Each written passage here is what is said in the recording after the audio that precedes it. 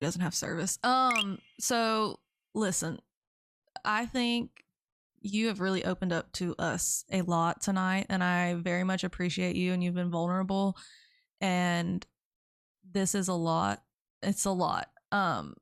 I want to keep talking to you, and I mean, because we've been on for like 3 hours now, so I know you're like kind of over it and need a break. I think you clarified a lot of things.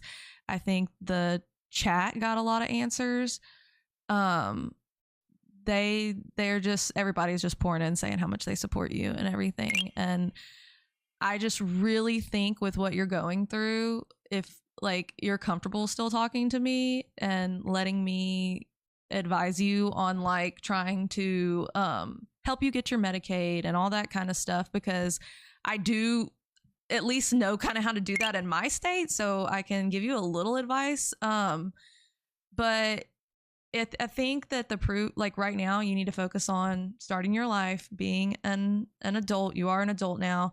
You've been in hiding for 2 years, getting on your feet and everything, healing yourself, and then y'all can focus on, you know, maybe a therapist. And because you don't even have to, like, you can see a therapist that sees both of you separately. Like, you don't have to be in the same room. You could see a therapist that talks to you on Zoom and talks separately, and then can try to help you to understand each other. You see what I'm saying? So, and not that you have to do that. You obviously don't have to do anything. You could go the rest of your life and not talk to her if you want to. But I think for yourself, healing this is important. She says they go with family on the weekends, that they're with, I guess, MJ's parents. Did you go to MJ's parents a lot? No, it was literally just we would stay home and I would have to take care of the kids most of the time. There was no need to involve MJ's parents when I was taking care of them. Yeah. And someone said in the chat, they said you can love at a distance, and that is true. I mean, you can always set boundaries and all that, but I don't think sending hateful text is the way to go. I know she showed text online. You said the F slur. Me and you already had to talk about that. We're not going to do that anymore. You said that you were just super upset at that time. So you take accountability for that? Yeah, You fucked up? Yeah, I was, till this day, like, I just don't know how. Well, sometimes the people like this, like when you have this type of trauma and you have to keep reliving it over and over again, it brings out the worst in you. Yeah, and like she just always tries to downgrade me and always tries to make me sound like a fucking, like I'm just bad. And like, look at her in the comments saying like, oh, he's an adult now, no school, no this, no that. No, but I had to struggle. I didn't have it easy for these past 2 years. I didn't have it where, oh yeah, I could just call my mommy and get sent some money. No, people had to work for that money. We had to, like take time out of our day to, it wasn't easy. It wasn't, that's what an adult does though. So why she's trying to make me out to be like, oh, he's free now. He's this and that. Yeah, I'm free from you. I'm free from the crap that you would do to me. I'm free now. Thank you. Yeah. Yeah, she said, I'm not in his life. He doesn't want me to be, so it's okay. Bye. I mean, see, that's what I mean by that. Like, that's not an okay comment. You don't want to say stuff like that. And I think that leaving the door, like, if this was me and this was my child, and I thought that what was happening to them was happening, I would say, hey, I'm here when you're ready. You're an adult now. You get to make your own adult choices. I'll be here when you're ready to talk, and be willing to go to therapy and all of that. That's if you know that you were not wrong, but yeah. She knows what she did wrong. She knows what she did to me. She knows everything her and MJ would do to us. She knows that. So that's why she's just backlashing so much, because she knows it's all true, and she's just mad that it's all getting exposed out there. But it's, somebody has to tell them the truth or show them the truth so that they could.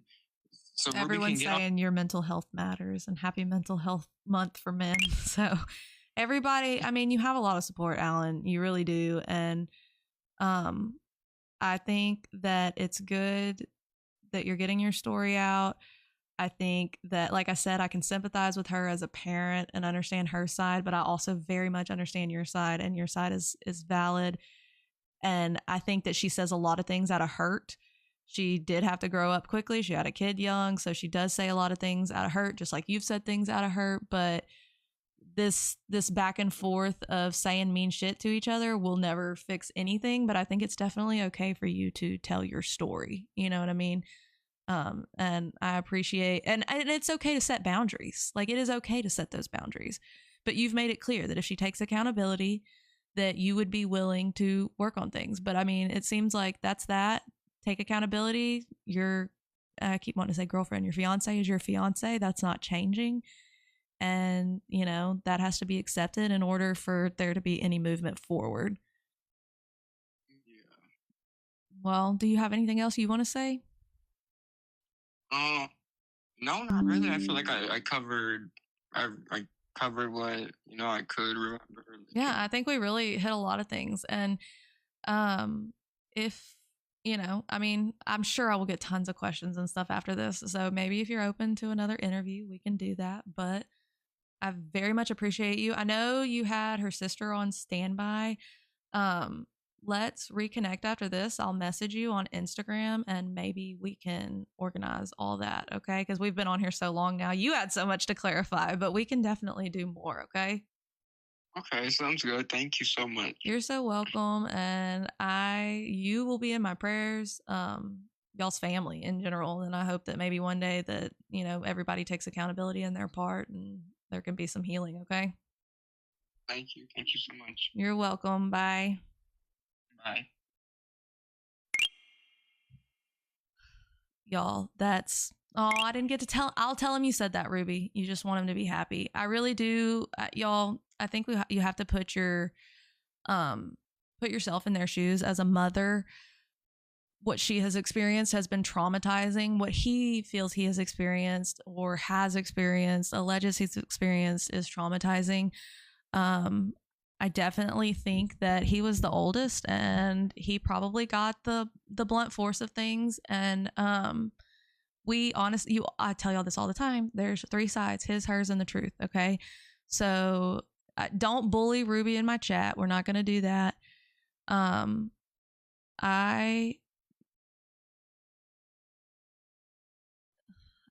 think she's done. I think she wanted to talk to him was the point. I don't think she's trying to,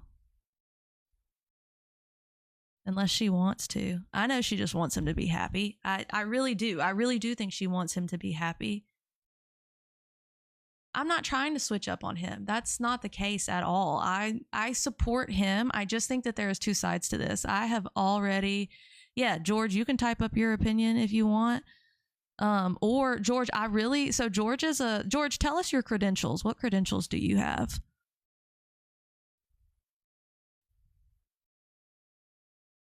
Yeah, I think that Ruby has some healing that she needs to do with herself. I mean, y'all, you have to take into consideration that this is a woman that you don't know her upbringing. You don't know what she herself went through. And a lot of times we parent the way that we were parented. So, I mean, she's saying everyone support her son. I think she does love her son. I just think that this whole experience for all of them has been traumatic. And it is not, you have a master's in family counseling. Nice. Hold on real quick.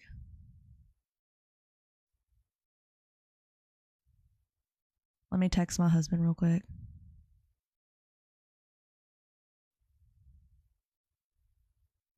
Okay, let's see. George, do you want to request me or do you want me to request you?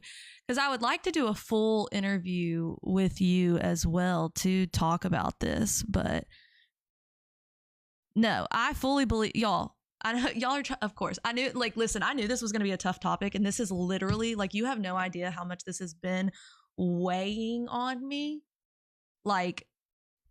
Literally causing my own PTSD from things that I have been through with my children and my childhood. This is not an easy subject at all. And unless you are in these people's shoes, you truly do not understand.